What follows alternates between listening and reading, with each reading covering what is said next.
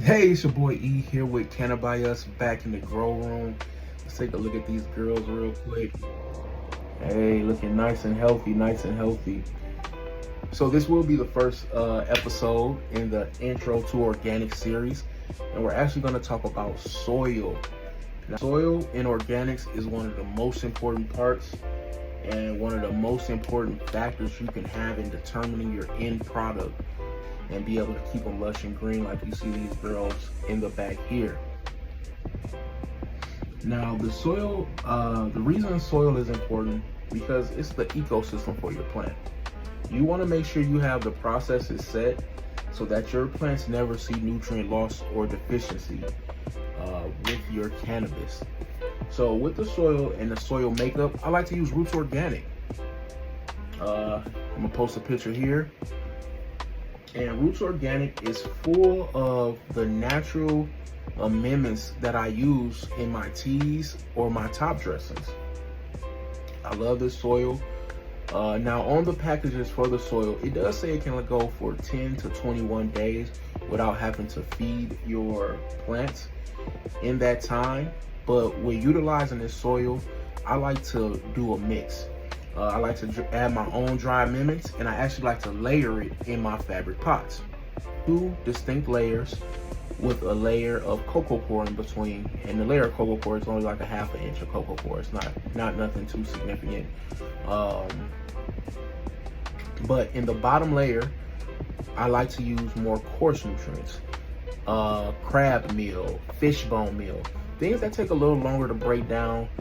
Eggshells, things that take a little longer to break down that won't be readily available to the plant and won't need to be readily available to the plant. So I put that in the bottom to let the roots get down to it, start breaking it down early. Then by the time the end of the 21 days is up, it'll start really being able to tap into those nutrients and incorporate it into the growing cycle of the tent.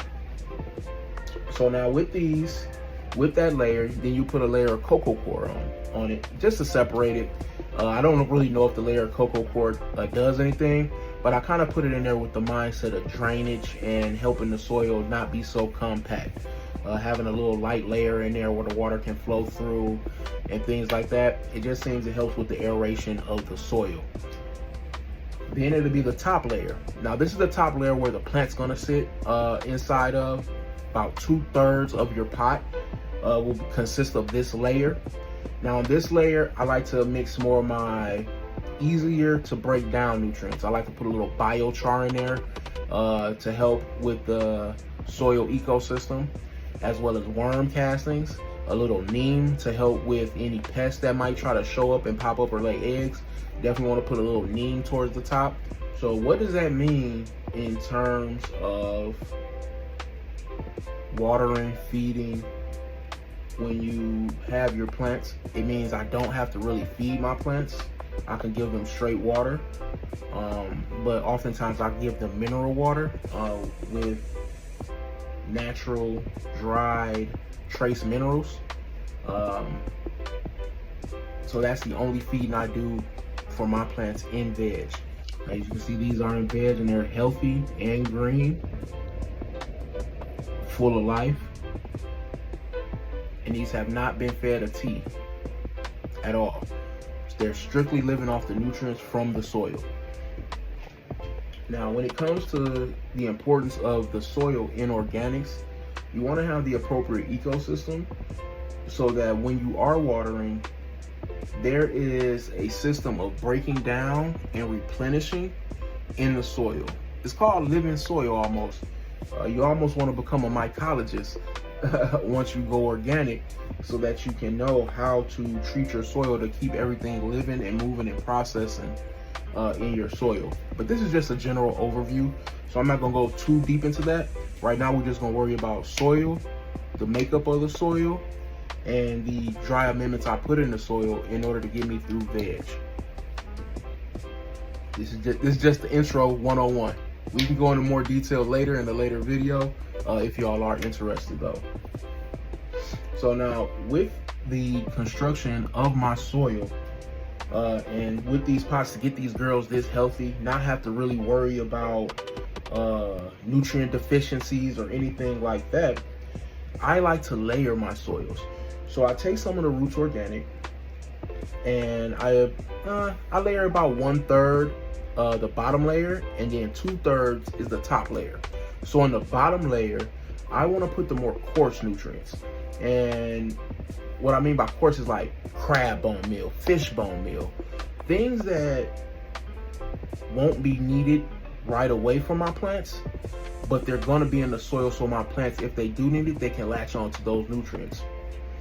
And so with that in mind, with that bottom layer, I then take a layer of cocoa, probably less than about a half an inch per se, and put it in between those two layers. And then in the top layer, I put my nutrients that I need more readily available to my plants. Some neem, worm castings, kelp. All these things get mixed in, and these are all in the nutrients of the Roots Organic already, so they complement each other.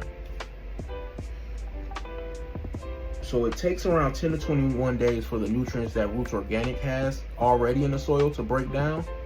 And that's why I add my additional. So by the time that 21 days is over, and it takes a little bit longer for the organic materials to break down, my amendments that I put in the soil will now be readily available for the plants once the nutrients that were already in the Roots Organic are depleted.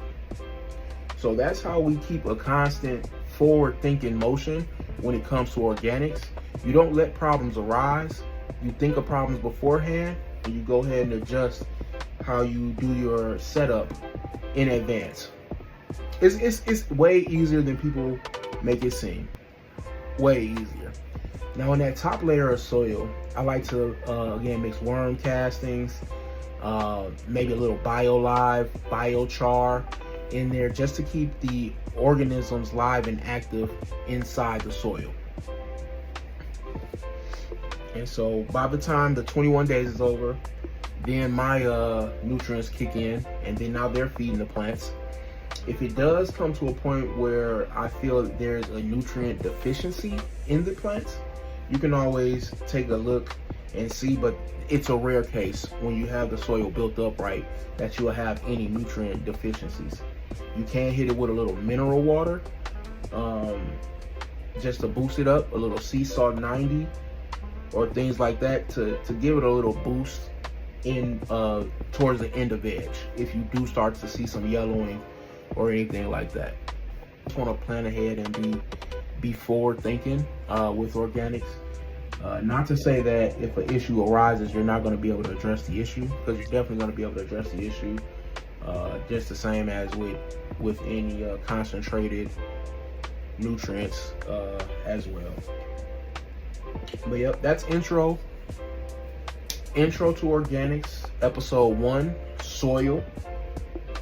If you do have any questions, please tap in. Let's discuss this. Let's build a community, and please keep growing.